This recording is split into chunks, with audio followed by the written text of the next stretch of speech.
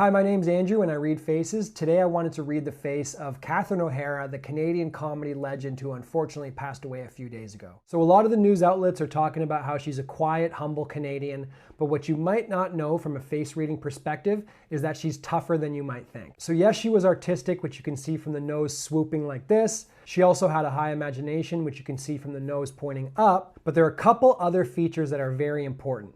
So when she was younger, she had what we call tiger eyes.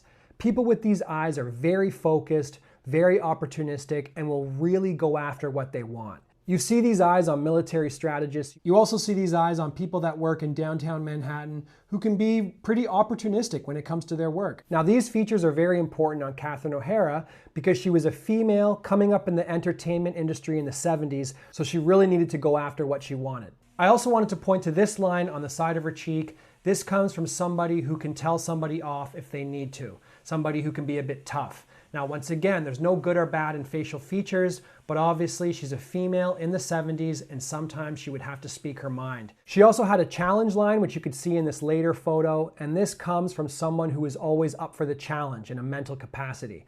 Also later in life, she's developing what we call lion eyes. That's when the inner hook goes down like this. If you see this in females, it means that they will trust themselves in completing a task and delegate to themselves. So it can be someone who's career oriented.